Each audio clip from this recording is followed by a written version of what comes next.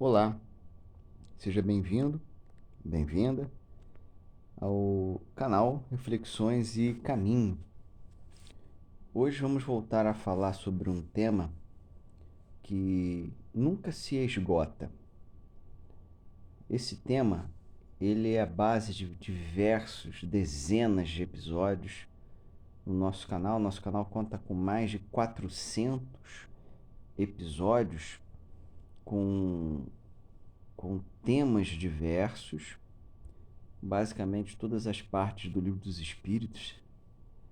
Tem documentário, tem um conteúdo bacana sobre espiritualismo, né? Religiões brasileiras, afro-brasileiras, etc. Mas como eu estava dizendo, a gente vai voltar a um tema que é comum, é recorrente, ponto de livro, palestra, que é a obsessão. Obsessão é o fenômeno de influência de um espírito sobre outro. Forma simples de dizer. Esses espíritos envolvidos, eles podem ser desencarnados sobre desencarnado. A obra de André Luiz de Libertação fala muito sobre isso, dessa forma. Sobre espíritos desencarnados sobre espíritos reencarnados. Espíritos, ó, a terceira parte. Espíritos reencarnados obsidiando desencarnados. E espíritos reencarnados obsidiando espíritos reencarnados, ou seja, vivo perturbando vivo.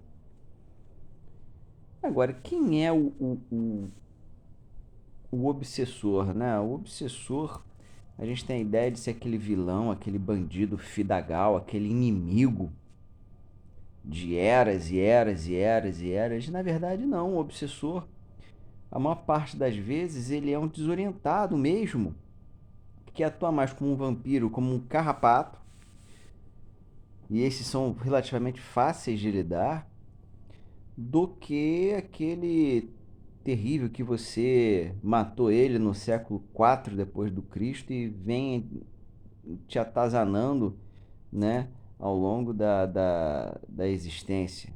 Esses são em menor quantidade, sabia? É que a gente às vezes vê umas palestras com muito factoide, né? Muita falácia e pouca verificação do que acontece na casa espírita, na casa espiritualista, não é? Uma tese furada sobre obsessão é o fato da obsessão ela só funcionar depois do diálogo, naquele debate, aquela troca fraterna, né, de entre obsessor, o doutrinador, que agora alguns chamam de esclarecedor, ficam enfeitando o pavão, sabe? E quando não, a obsessão também se dá na marra, na base do chicote, por assim dizer, né? O obsessor ele é levado no braço. E a Umbanda, ela nos mostra isso em volume de trabalho e qualidade do trabalho, atingindo uma parcela de pessoas envolvidas direta e indiretamente num quadro obsessivo muito maior que um centro espírita dito kardecista, sabe? Esse é um episódio complicado, denso, mas eu acho que é necessário, como sempre. Sempre vou falando uma coisa, agora vou aprofundar outras coisas, né? A gente tem um livro, Loucura e Obsessão, já estudei esse livro, tem um livro que usa essa obra do Divaldo e do espírito monofenômeno de Miranda, que é o Trabalhadores da Seara do Cristo. E eu falo, dentre uma das coisas, usando como fonte, usando a codificação espírita, livro dos médiuns, né? para enfatizar o Livro dos Médiuns, o Livro dos Espíritos e Evangelho, segundo o Espiritismo, é Loucura e Obsessão da FEB, onde se passa num terreiro de Umbanda. Aí alguém vai dizer assim, nossa, mas o Divaldo fala mal do Preto Velho, o Divaldo não gosta do Preto Velho. Não interessa o que o Divaldo gosta, importa que ele fez esse livro e eu recomendo a leitura do prefácio dele, tá? E em todo momento, ao longo da obra, o Manuel Filomeno de Miranda ele se espanta com a riqueza e a qualidade do trabalho que é feito pela equipe da vovó emerenciana, Preta Velha, certo? Claro que tem o verniz, entre aspas, kardecista, mas o trabalho está lá. Magnetização, manipulação energética, desobsessão na marra. Porque às vezes é necessário que o obsessor ele seja levado para o obsidiado tenha oxigênio mental, oxigênio a cabeça, respire, para que ele tenha chance de avaliar sua própria conduta. Não, mas assim fere os princípios kardecianos. Quais? Quais? Uma hora precisa dar basta. Jesus, o espírito mais puro, perfeito que passou nesse momento, que está no nosso planeta, ele não se exaspera, expulsa os vendilhões do templo? Mesmo ele dialogando, demonstrando paciência, demonstrando com ações que vale a pena se reformar intimamente, sabe? Vale a pena reavaliar as leis, as leis judaicas, né? E isso é importante que a gente faça. Não estou dizendo que a Umbanda é melhor que o Espiritismo, não, não. Uma é filosofia, a outra é religião, segundo, né? Segundo se consta com um estudo que nem é tão aprofundado assim. Se a gente vê o pensamento de Kardec, Camille Flammarion, Leon Denis, é uma filosofia que vai permear as religiões, que tem seu sacerdócio, tem a sua forma clerical de agir, tem o nome que for, tá lá, né? Então, quando a gente fala em obsessão, para enfatizar bem, a gente fala que existem essas duas formas que se complementam, que ambas são necessárias, que é a da base do diálogo, né, de uma análise. Às vezes a entidade, o espírito, ele nem sabe quem é um obsessor, por isso o esclarecimento. O cara não sabe nem que morreu. Aí sim, o esclarecimento. E a gente tem aí, nesse caso, Recordações da Mediunidade, uma obra magistral da Ivone do Amaral Pereira, onde tem o caso do espírito Pedro. Me parece que ele foi um antigo escravo, gente tranquila, pacata, morava num sítio, morre, se encarna doente, já com uma certa idade, e ele não sabia que tinha morrido. E ele passa a vampirizar os moradores da casa ali, cujos integrantes daquela casa eram amigos da família da Ivone. Ele não sabia, então ele passa a manipular energias, a levar uma certa desarmonia ao lar. A Ivone entra no circuito em desdobramento e ela vê o trabalho do espírito José, um homem negro. Também exploro isso no livro Trabalhadores da Serra do Cristo, destrincho bem. Um homem negro, mestre da psicologia, como qualquer preto velho de Umbanda, e convence ele, Pedro, a sair daquele local, a vender o seu sítio para ele tratar das pernas, tratar da saúde, porque ele continuava doente, ele acreditava que estava vivo e que estava doente. E ali ele seria tratado. Não é uma forma de desobsessão, de um diálogo, de uma conversa, de levá-lo a um outro local para o seu tratamento? Quem já viu, quem já praticou desobsessão sabe, né? Atendimento fraterno a espíritos, a entidades, que não é necessariamente uma desobsessão com inimigos de uma pessoa. né? Ou então, muito comum isso, eu vi muito, vejo sempre, né? Agora, pandemia, tô em casa, preciso estar em casa, né? Minha condição não permite o trabalho em instituições.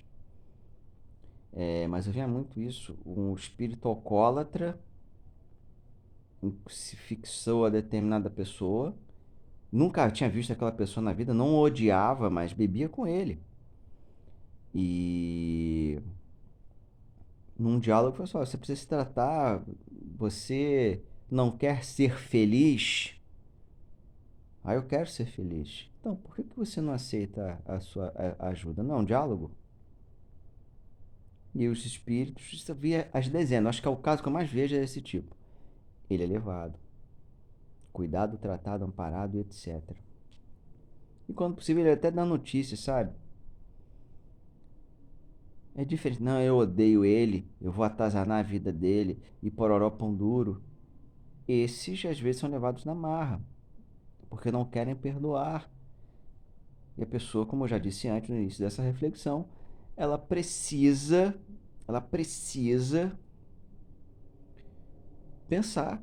O espírito pode voltar, esse vingador? Claro que pode, se encontrar a porta aberta. Então a pessoa precisa é, se reformar intimamente, vibratoriamente, fechar a porta.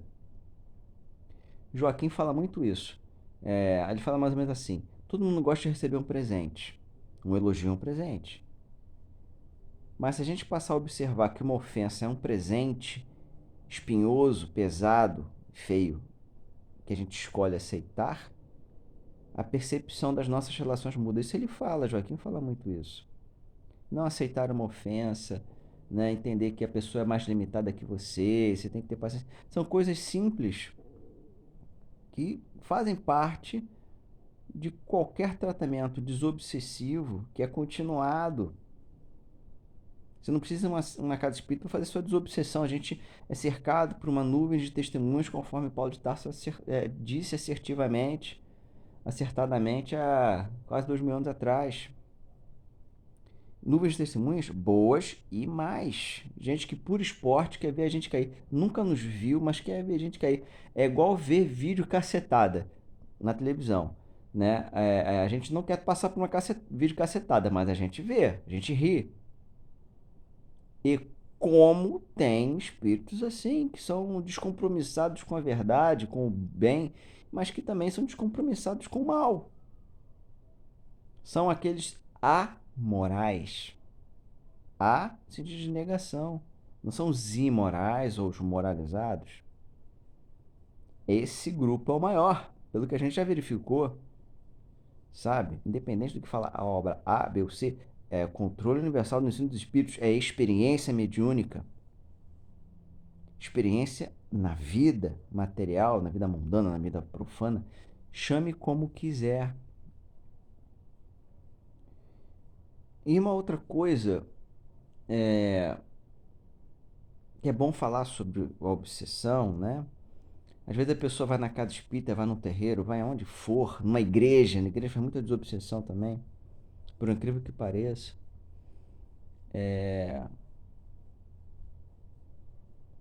Vai na obsessão, tirou o espírito, tirou o egum, tirou o encosto, tirou o rabo de cruza, a vida segue normalmente. Então, e ela volta a beber, volta a ter maus pensamentos, volta ao mau procedimento. Aí ela fica obsediada de novo. Quase sempre, meu amigo, minha amiga, quase sempre não é o mesmo espírito obsessor que está ali perturbando. É outro que vibra de acordo com aquele cara que não aprende a lição. Então, ele fala até mal da. Ah, eu fui lá na casa do Tiago, na casa do pai Jacó, na casa no centro espírita de Allan Kardec. É fraco, é ruim, porque eu fui lá, fiz um tratamento e não resolveu nada, pô. Claro que resolveu. Às vezes a gente chega lá com um obsessor, a gente nem tá diagnosticado como obsessão, mas o cara colou na gente ali, e ali mesmo ele fica, pelos guardiões, pelos protetores, sabe? A gente nem sabe que o cara tá acompanhando a gente. Aí esse cara que ficou obsidiado de novo, vai falar mal quando é ele que precisa aprender a fechar a porta. Só se fecha a porta com mudança não só de procedimento, mas mudança de pensamento, de forma de pensar. E isso eu falo muito porque uma pessoa não fala palavrão. Coisa, eu acho tão limitado isso, sabe? A pessoa não fala palavrão, mas vibra mal, pensa mal dos outros e sobretudo fala assim, aquele abençoado. E querendo que o cara morra, que o cara se destrua, que o cara fique doente.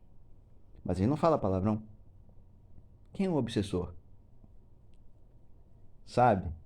A gente tem que crescer, a gente precisa amadurecer o que é obsessão, como nós somos obsessores, como a gente abre a porta, como a gente é vingativo, como a gente é rancoroso, como a gente se milindra.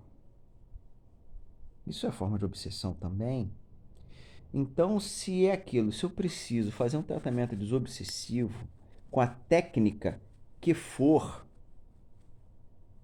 né?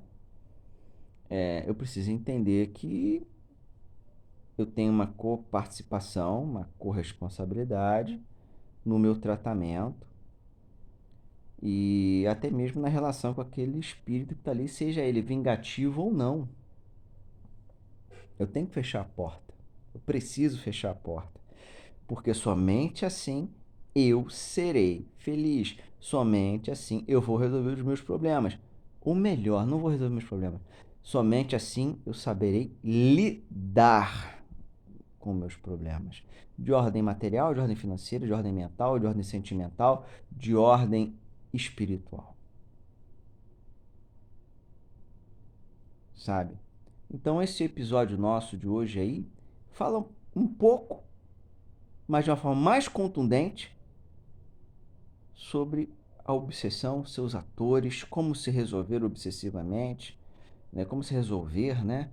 Os tipos de obsessão e quem é realmente o obsessor. Por isso que o nome do canal é Reflexões e Caminho. Eu já sofri muitas obsessões e se eu vacilar, eu me tornarei novamente um obsessor e obsidiado. Orai e vigiai. Reforma íntima, autotransformação, dilapidar a pedra bruta que todos nós somos. É isso aí. Até o próximo episódio.